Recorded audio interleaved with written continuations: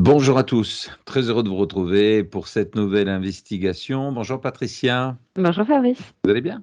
Ah oui, très bien. Bon, super. Merci en tout cas pour tous vos commentaires, tous ceux que vous nous avez témoignés. Alors pour plusieurs raisons. La première, c'est la joie de se retrouver. On a découvert ça, c'était très sympa et je salue tous ceux qui se posaient des questions. Effectivement, quant à notre retour, ben voilà, c'est fait. Merci en tout cas pour vos témoignages. Merci pour ceux aussi qui nous ont envoyé plein d'idées d'investigation. Alors, on a déjà, vous l'imaginez, préalablement organisé tout un programme, mais on va prendre en compte, voilà, ces propositions-là et on essaiera de les glisser dans nos programmations. Soyez le plus clair possible, le plus simple possible, parce que c'est vrai que l'hypnose régressive ou l'hypnose tout court, sur un plan ésotérique, régression, c'est toujours pas très simple la plupart du temps et pas toujours abordable. J'en veux pour exemple des films qui transforme l'hypnose, qui doit être une hypnose intéressante, thérapeutique, etc., en hypnose de manipulation. J'en veux pour certains réalisateurs aussi qui utilisent la régression pour faire des choses pas très saines. Ça existe, mais encore une fois, c'est dommage de modifier certaines réalités. L'hypnose, effectivement, peut faire peur, et c'est normal. Je parle de l'hypnose régressive comme l'hypnose tout court, mais ça reste un outil, et un outil très intéressant et puissant pour se développer et se connecter à notre conscience supérieure. Voilà, cela étant dit, nous allons aller vers une nouvelle investigation que vous ne connaissez pas, Patricia.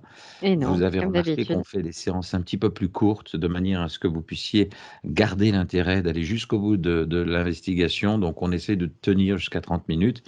Non pas pour vérifier si Patricia perçoit, mais c'est pour aller se connecter vraiment à la source et à l'information, effectivement, pour voir si ce qu'on pourrait trouver, indépendamment de ce que la presse peut raconter ou dire, ou les médias nous faire avaler.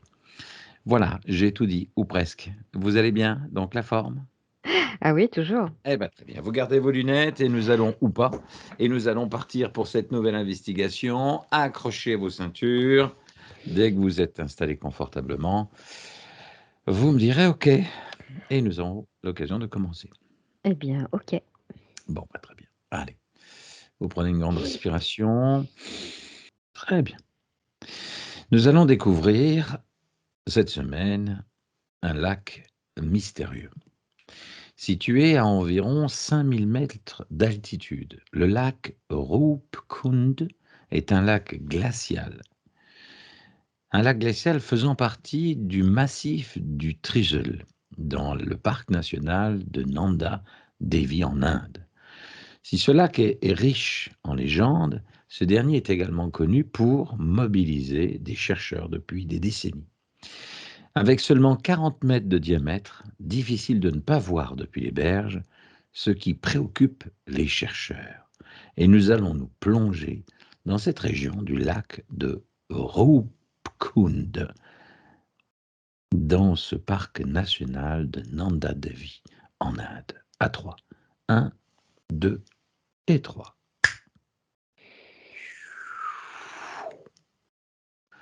Dites-moi ce que vous percevez, Patricia, et ce que vous voyez. Quelles sont les images qui arrivent? Comme si c'était un plateau volcanique. Mhm. Mais encore. Mais le lac, il est pas bleu. Mhm.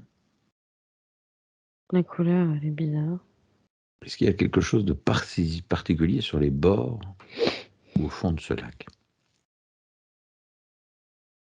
Mais ça brille. Ça brille, Oui. c'est-à-dire. On dirait que c'est phosphorescent. Mhm. Pour aller un petit peu plus en amont et aller plus vite et plus loin, en effet, des centaines d'ossements humains gisent dans ce lac, mais également autour. Ils ont été découverts en 1942, par un gardien du parc. À qui sont ces ossements? Des australopithèques. Des australopithèques, Australopithèques. ça veut dire. Bah, des hommes préhistoriques. Mhm. Mais plus encore. civilisations, mais c'est très grand. Alors, on dit que la datation carbone, 14, à environ 840 date de 840 après Jésus-Christ. Allez vous connecter à l'information ADN de cette information. 1, 2 et 3. Non, c'est plus vieux. Mhm.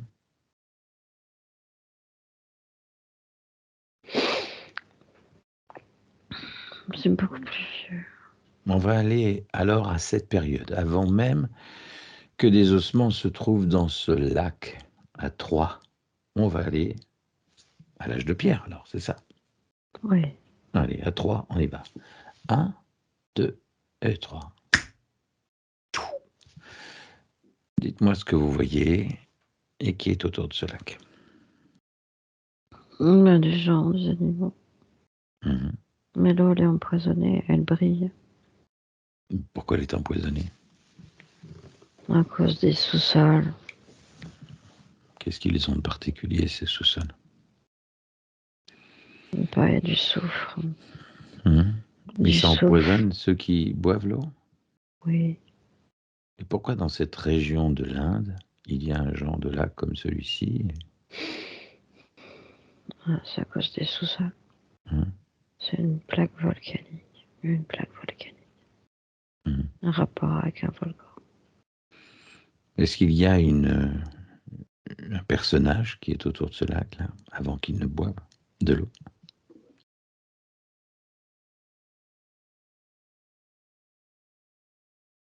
Il y a surtout des animaux bizarres. Mhm. S'ils sont comment, ces animaux? Décrivez-les. C'est des carnivores avec des longs becs. Mhm. On est en quelle année? C'est quoi la période qui s'affiche?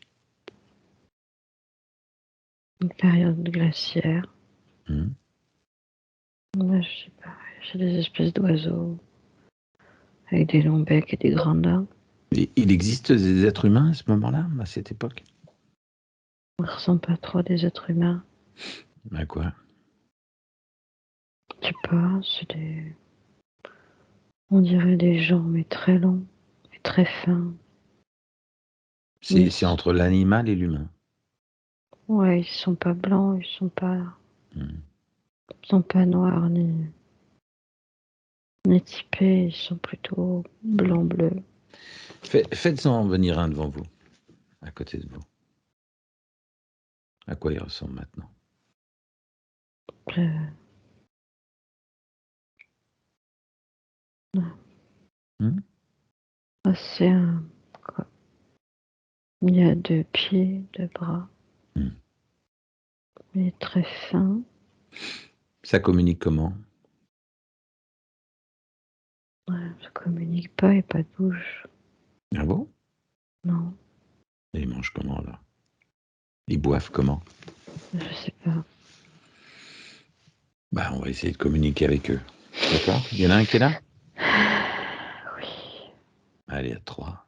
Je parle avec lui. 1, 2 et 3. Bonjour. je peux pas vous répondre. Il peut pas? Non, Qu'il utilise un moyen de communiquer? c'est par la pensée. Ben alors laissez-le penser alors. C'est vous qui traduisez alors. Il m'entend là? Oui, Et il parle par la pensée. oui. Qu'est-ce qu'il dit? Il dit, il trouve ça bizarre qu'on soit Mhm. là. Mhm. Faut lui dire que l'eau est dangereuse. Il le sait. Et il va boire. Non, Mais qu'est-ce qu'il fait là? D'où il vient? d'en haut. D'en haut? Oui, D'où en haut? du ciel. D'accord. Il serait d'accord qu'on l'accompagne? Où? Ben, s'il vient du ciel. Il y retourne de temps en temps ou il doit vivre sur Terre? De vivre ici. Mhm. Mais il savait qu'il allait venir sur Terre? Il était volontaire. Volontaire. Il vient d'où, lui? C'est quoi sa planète? Je lui ai dit que c'est pas important. Ah oui. Demandez-lui quand même.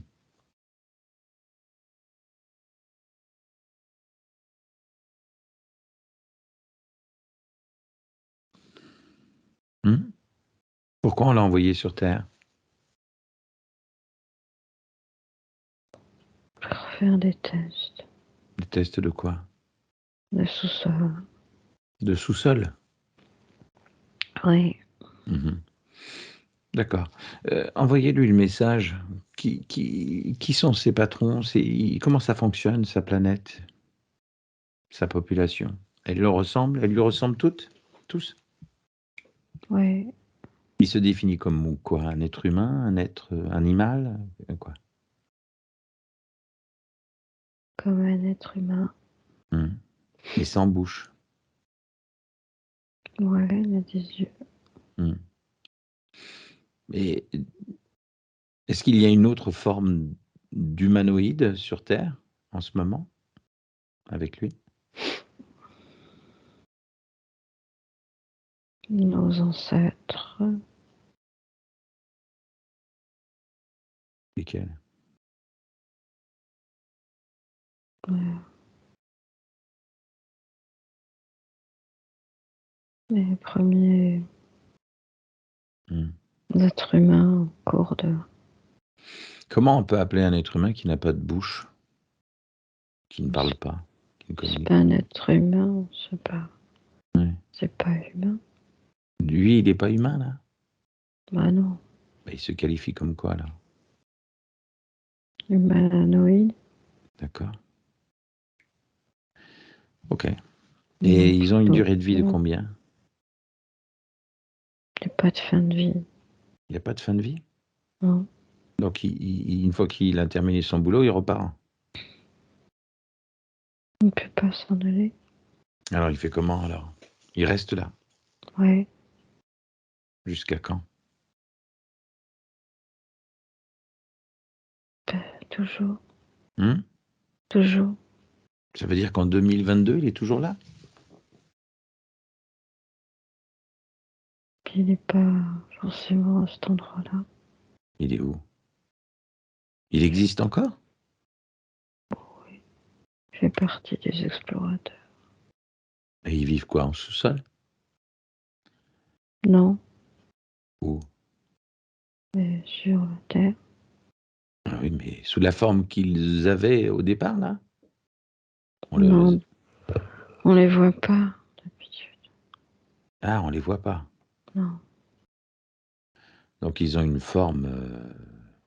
ils sont capables de se... ils ont une forme invisible, c'est ça?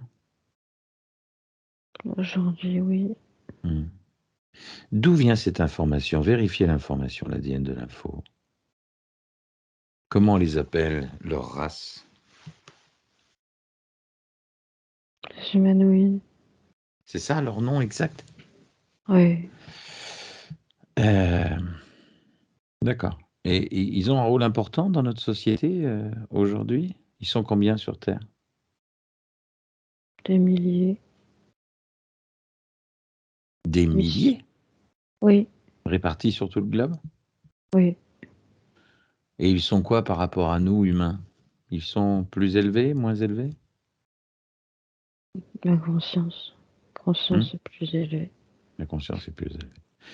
Et donc ils communiquent par la pensée. Oui. Hmm. Est-ce que ce sont des formes qu'on peut retrouver en Europe, en France, Oui. mais qu'on ne voit pas? Ils se fondent dans la masse. Ils sont dans la masse, mais est-ce qu'on les voit? Est-ce que c'est matériel? Est-ce que c'est palpable ou pas du tout? Pas par tout le monde. Certains les voient. Oui. Hmm. Ce sont quoi? Des fantômes? C'est quoi? Des Ben non. entités? Ben non. Non? Ben non. C'est quoi? Des êtres... Pas des et, êtres. Les gens et croient que c'est des êtres de lumière, mais c'est pas ça. c'est quoi alors? Ben ils sont pas d'ici. Hein. Ils sont où?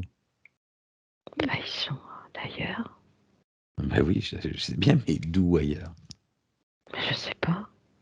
Ben demandez-leur par la pensée. Bidip, d'où vous êtes? Mais bah, c'est des extraterrestres. Oui, mais d'où? Quelle planète? Demandez-lui par la pensée. Et il accepte de répondre? Non, on dit que c'est pas important. Et leur mission, c'est quoi en fait? C'est quoi? Qu'est-ce qu'il doit faire sur Terre depuis tant de temps? Ils écrivent des rapports. Ils écrivent des rapports sur les êtres humains, sur les animaux, sur la vie sur Terre? Oui, Quel intérêt? la recherche. La recherche. Est-ce qu'ils sont déjà intervenus sur l'ADN humaine que nous sommes? Oui, C'est vrai? oui. Lui particulièrement? À son niveau, oui. Mais qu'est-ce qu'ils font sur les êtres humains? Ils les améliorent. Mmh. Ils les améliorent en vue de quoi? Pour faire quoi? C'est Mais les quoi? êtres meilleurs. Mmh. C'est quoi l'objectif de leur venue sur Terre? Pourquoi? Pourquoi? Pour créer à terme des êtres parfaits. Mmh. Alors, les études ont montré, jusqu'à aujourd'hui, qu'ils n'avaient pas permis d'expliquer les causes et la présence de plus de 500 squelettes dans ce lac. Et face à ce mystère, les chercheurs se sont trouvés assez démunis et ont pensé qu'un seul événement catastrophique avait été la cause de cette hécatombe il y a plus d'un millénaire. En revanche, une récente étude publiée dans une revue Nature Communication en 2019 a apporté du nouveau. Et en fait, on retrouve des rapports d'analyse d'un institut allemand d'ailleurs, et d'autres chercheurs américains et indiens, portant sur 38 squelettes, et ces recherches ont permis de comprendre que ceux-ci avaient été déposés dans le lac à des moments différents pendant plus de 1000 ans. Est-ce qu'ils y Mais étaient pour oui, quelque chose? mais oui. C'est pas C'est-à-dire? d'aujourd'hui. Mmh? C'est pas d'aujourd'hui. Il y en a plus qu'on croit. Mmh. Dans les sous-sols, les strates, elles ont recouvert. Mmh. De- Mmh. C'est recouvert. Et ce qui est assez incroyable, c'est que parmi ces recherches, on a certifié la présence de personnes non originaires du sous-continent indien. Des analyses ADN ont permis d'affirmer que 23 des 38 squelettes qui avaient été étudiés avaient un patrimoine génétique proche des Grecs. Alors là, je comprends plus rien. Mais c'est parce que dans l'ADN,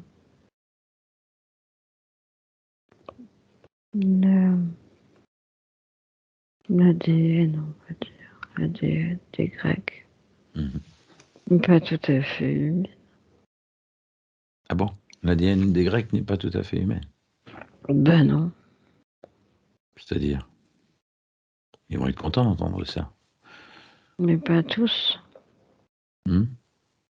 mais pas tous. Hein. D'accord. Alors, un mystère encore plus dingue, selon l'étude, ces personnes appartenaient à un groupe d'hommes et de femmes sans aucun lien de parenté. Ils seraient nés dans l'est de l'Europe à une période dominée par l'Empire ottoman, pardon. Les chercheurs n'en savent pas plus et se posent de nouvelles questions. Ces derniers se demandent pourquoi ce groupe aurait entrepris un parcours d'environ 6000 kilomètres jusqu'en Inde. Ceci apparaît d'autant plus dedans que le lac en question, Rupkund, est loin d'une route commerciale, de toutes les routes commerciales. Comment ils ont pu atterrir là-bas? Parce qu'ils ont été guidés. Par qui? Par nos amis là qui... Bah oui, c'est pour qu'ils se regroupent. Mmh. Donc il y en a de partout et depuis très longtemps. Mmh. Il n'y a pas que 300 ou 500 corps, c'est des milliers de corps. Bah oui, mais C'est les les émanations du sous-sol. Mais alors, qu'est-ce qu'il faisait? Il communiquait avec des êtres humains qui les attiraient et il faisait des expériences sur eux? Non, c'était comme des moyens de transport à l'époque. Ils C'est-à-dire, se servaient des gens comme moyen de transport, alors, c'est-à-dire? comme, comme une seconde peau, un Et corps, ces qu'un corps. êtres-là, qui n'ont pas de bouche, qui travaillent par la pensée, la télépathie, utilisaient un être humain avec une ADN humaine comme Oui, transport, en fait. oui, un moyen de transport. Hmm. Il faut également savoir que la cause des décès est également un mystère puisque les individus étaient tous en bonne santé. Cependant, 3 d'entre eux représentaient des fractures. Selon les chercheurs, les violents orages de grêle se produisent assez souvent dans la région. Est-ce qu'on peut imaginer que on ne comprenait pas pourquoi ces gens étaient dans ce lac, étaient tombés dans ce lac ou existaient dans ce lac en termes d'ossements, avec des fractures. C'était eux qui étaient à l'origine de ces fractures ou pas? Au début, oui. Début, oui. Alors si je comprends bien, ouais. C'est les émanations des sources du lac Hmm. qui tuent les espèces autour, Mhm. comme certaines sources d'eau chaude dans, dans le Grand Est qui sentent le soufre. Mhm. Ça sent le soufre d'ailleurs. Donc, cette petite étendue d'eau qui intrigue les chercheurs depuis des années dans l'Himalaya, côté indien, euh, est est une base ou c'est un lieu quelconque pour des extraterrestres ou Un lieu de regroupement, ouais, c'est ça. il en existe beaucoup sur Terre? Oui, oui, plein d'endroits. Alors, il y a beaucoup, on dit de tout, on parle de tout et de rien, mais quand on parle effectivement d'êtres extraterrestres, ces êtres-là qu'on voit ou qu'on ne voit pas, c'est quoi? Ce sont des êtres humains particulièrement éveillés qui peuvent les voir? Oui, Mais qu'est-ce qu'il faut comme faculté pour pouvoir les voir? Ça veut dire que ces êtres-là dont on parle, qui ont été découverts ou qui sont apparus dans l'Himalaya côté indien, bien avant la nuit des temps, vous êtes en train de me dire qu'ils sont à l'origine des premiers hommes sur Terre, c'est ça? ah non, Non. non, c'est Qui est à l'origine des premiers hommes sur Terre? Des êtres vivants, humains. euh, ça c'est embêtant Pourquoi? parce que je peux pas le dire. Qui me parle? C'est la conscience ou c'est la conscience éthérique de Patricia? C'est ce qu'il y a au-dessus de sa conscience éthérique. La Patricia? Ah oui, Et pourquoi elle ne peut pas le dire? Parce que c'est c'est gênant. gênant au point de le diffuser, c'est ça? Ouais, De ne pas dire aux gens qu'est-ce qu'il y avait avant les êtres humains? Ça déstabiliserait d'autres gens, le monde entier, les gens, d'entendre. Vous croyez qu'ils ne sont pas blasés, les gens? non, tu sais très bien de quoi je parle. Et si on disait aujourd'hui que l'être humain, Adam et Ève, n'a jamais existé, c'est ça qui risque de déstabiliser les gens? Et c'est pas vrai non plus, ça, tu sais très bien. Hmm. Qu'est-ce qui déstabiliserait les gens? C'est de leur dire la vérité ou de leur mentir toujours? On peut pas toujours tout dire. Hmm. Donc on laisse les gens dans l'ignorance ou dans le mensonge, c'est ça? On peut dire ça. D'accord, d'accord. Et l'être humain dans tout ça, c'est quoi sa position, son pouvoir? Il croit en avoir un, il n'en a pas. Tout dépend de ce qui est important pour lui. Hmm. Mais quand je pense au pouvoir de l'argent, au pouvoir politique, au pouvoir. On nous a interpellés sur des investigations, d'aller chercher les informations concernant des sociétés secrètes, etc. C'est important, ça, pour l'humain, d'aller comprendre comment marchent les sociétés secrètes, celles que l'on voit apparaître sur Internet, Illuminati, et d'autres sectes ou d'autres rassemblements et groupements. Oui, De quoi oui? oui, c'est important parce que C'est important de quoi? De les connaître? d'en parler, D'en parler? oui, ça permet aux, aux cartésiens, à ceux qui doutent, Hmm. d'ouvrir les yeux sur des conglomérats ou des sociétés secrètes. Et que font ces sociétés secrètes? L'objectif, c'est quoi? C'est de défendre ça? Défendre la parole, défendre la vérité? Dépend de ce qu'on appelle la vérité. Ben, celle que vous ne voulez pas me dire là. C'est une vérité que certaines branches, sectes, appelez ça comme vous voulez, appartenances, veulent dissimuler, cacher. Oui, Pourquoi? Ils ont peur que le peuple se révolte. bien sûr. Qu'est-ce que peut le peuple devant les minorités? Elle se couche, Non, non? quand le peuple est lié, rassemblé, Hmm. il y a des révolutions. Est-ce que les révolutions ne sont pas télécommandées? Certaines, oui, Hmm. par le pouvoir. Est-ce que les révolutions n'ont pas été télécommandées par ceux qui détenaient le pouvoir, effectivement? Non, c'est comme pas toutes. Hmm. Certains dictateurs en ont renversé d'autres pour prendre leur place, bien évidemment.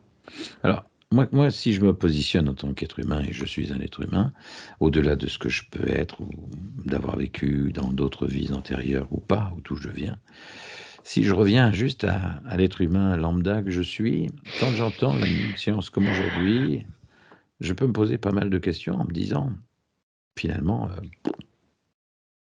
qu'est-ce que je fous ici? Quelle est ma raison d'être, à part avoir ma maison, l'objectif d'avoir des enfants, une femme, réussir dans ma carrière, avoir un peu d'argent, beaucoup, pas. Il y a là une question qui se pose et qui s'impose. C'est finalement, qu'est-ce que je fais là en fait? Est-ce qu'on a le choix de décider encore aujourd'hui, quand on voit les événements qui se passent aujourd'hui, qu'on essaye de nous priver de tout? On a toujours le choix. Est-ce que le fait d'aller vers ces privations de liberté, comme on les appelle, c'est quelque chose qui a été programmé? Oui, Oui. mais pas par ceux qui ont fabriqué le système. Ah, c'était d'accord. Mais C'est, ces privatisations ou ces privations, plus précisément, de liberté, elles ont toujours existé, si on remonte dans l'histoire, quelles que soient oui, les religions et quelles que soient les nations. oui, c'est la soif du pouvoir. Ouais. Mais le pouvoir n'est dans les mains Qui, que qui de tient ceux le, qui qui tient savent. le pouvoir aujourd'hui? Est-ce que c'est une force qui nous dépasse? C'est une force supérieure? Ou Non, c'est l'humble président ou l'humble personnage qui détient l'argent, le pouvoir? le pouvoir aujourd'hui dans votre société, c'est l'argent. Mhm. On Mais parle, oui. il y a toujours des groupes de résistants Mhm. dans n'importe quelle civilisation. Mhm. C'est parfois il faut savoir épouser un système pour le mettre à bas. Mhm. Le Covid est une forme de mettre à bas notre système ou c'est de nous enfermer dans un système? Non, le Covid. Mais là, juste pour faire de la place. De la C'est place chez les êtres humains? évidemment, c'est cru comme réponse, mais c'est ça. Donc c'était volontaire. On peut parler de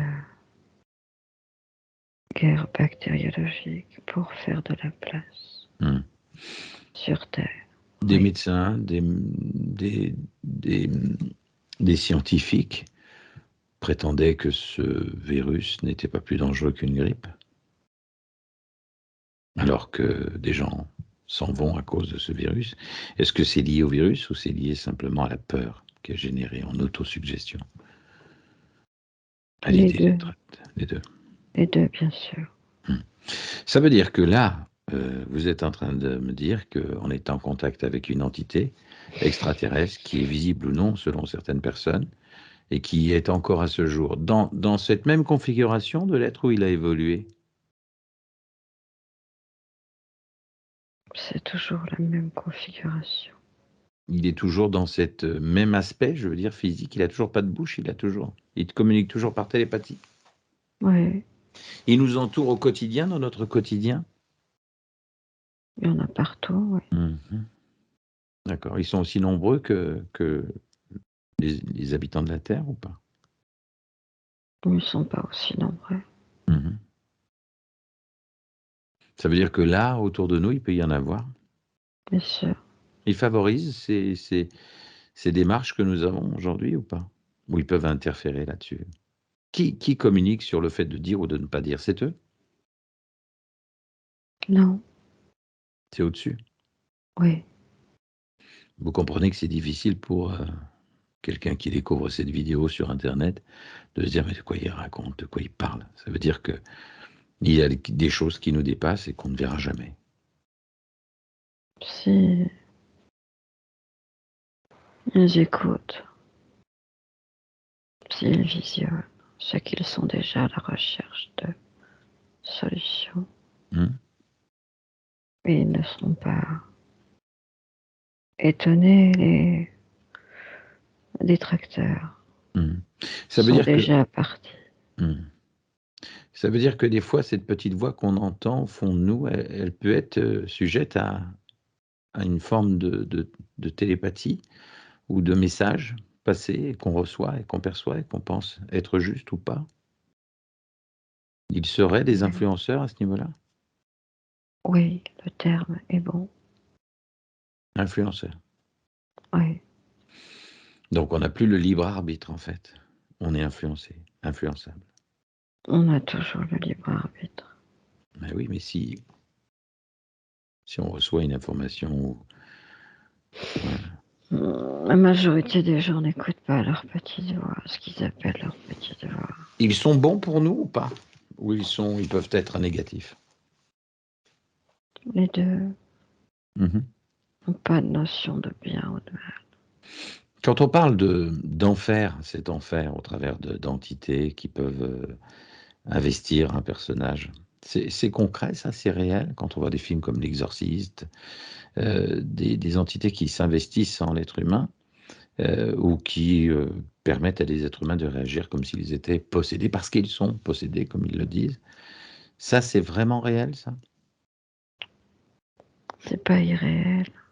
Ces entités négatives, elles ressemblent à quoi? À ces entités-là, quoi, qui sont là depuis le début? Ou c'est vraiment, comme on le dit, le diable avec les cornes? Non, c'est une représentation biblique. Mhm.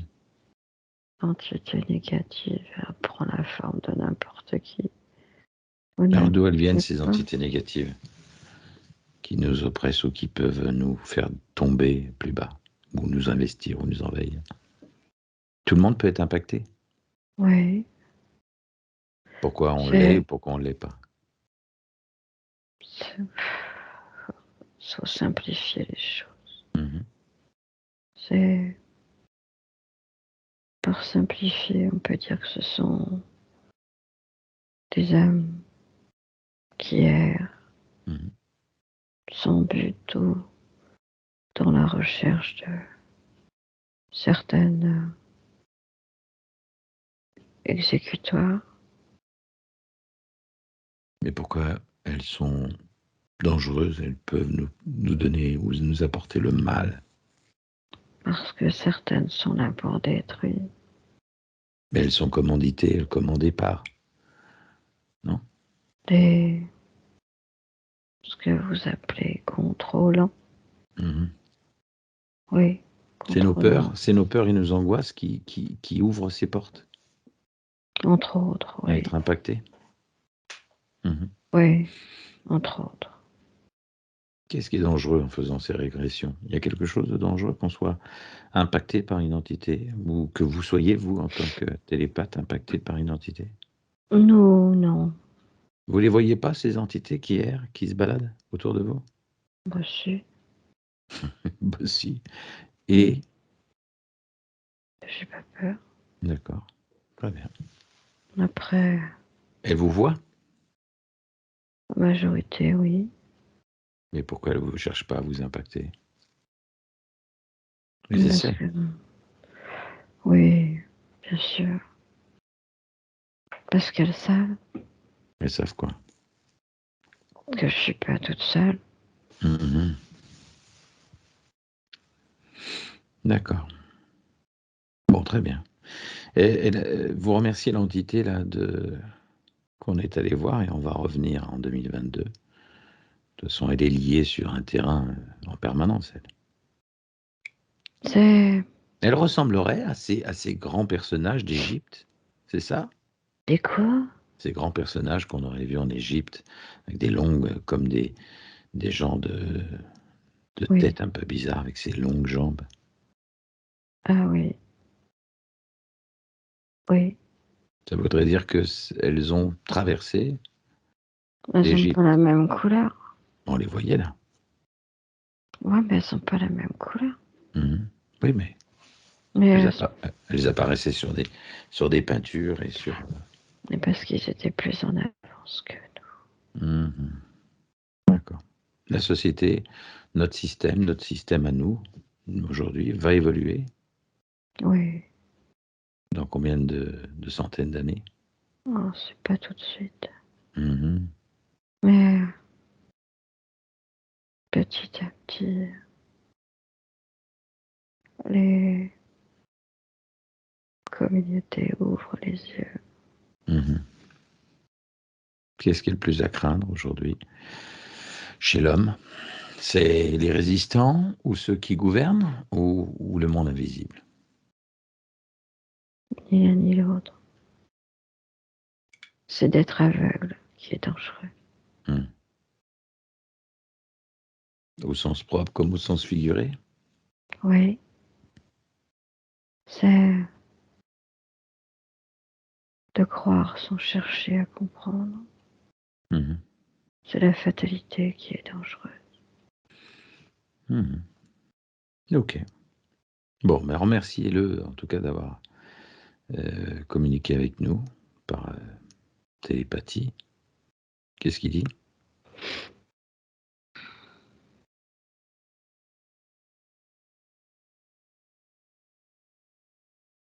Je n'entends plus.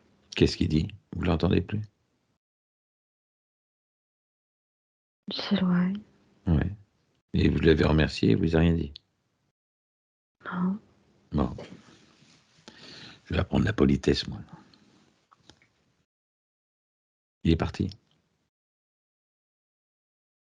non, mais Rappelez-le, dites-lui merci d'avoir communiqué avec nous. j'ai déjà dit. Et qu'est-ce qu'il a dit? Rien. Non, il incline la tête, c'est tout. Il incline la tête. C'est bien. OK, allez, à 3, on se reconnecte en 2022, aujourd'hui. 1, 2 et 3. Déconnecté de tout et de tous. Voilà, super. Bon, ça va? Oui, Bon, très bien, ça s'est bien passé. oui. Un petit lac perdu, dans l'Himalaya, on est arrivé à des entités qui existent encore à ce jour, qu'on voit ou qu'on ne voit pas, bref.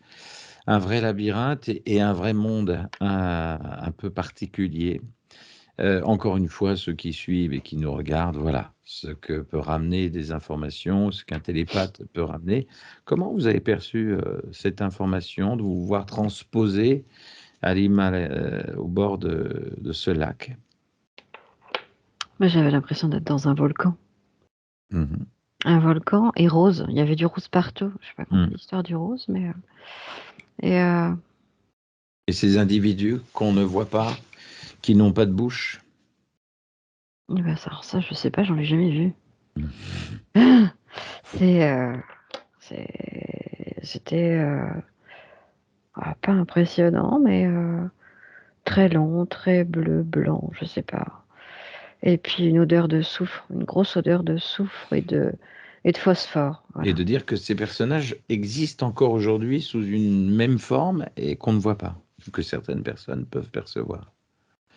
Alors, on n'est pas dans les envahisseurs non plus, mais j'avais l'impression qu'on y était quand même un petit peu. Ah oui, donc voilà. Ok. Bon, bah écoutez, il n'y a plus qu'à, hein. Bah oui. Bon, merci en tout cas pour cette nouvelle investigation et cette nouvelle expérience. Ouais. Euh, Quant aux prochaines investigations, eh bien, envoyez-nous toujours et encore vos propositions. Et merci encore une fois de prendre toujours du recul par rapport à ça. Ceux qui forment les gens à l'hypnose régressive le savent très bien. Prenez du recul par rapport à tout ça. Mettez vos intervenants, vos opérateurs, vos télépathes dans des couloirs sécurisés de manière à ce que vous puissiez largement et simplement voyager tranquillement. Voilà, sur ces mots, je vous souhaite en tout cas une belle semaine, une belle journée. Et puis, on vous retrouve très prochainement sur la chaîne www.hypnose-enchanté.fr. Merci Patricia. Merci Fabrice. Allez, à bientôt. À bientôt.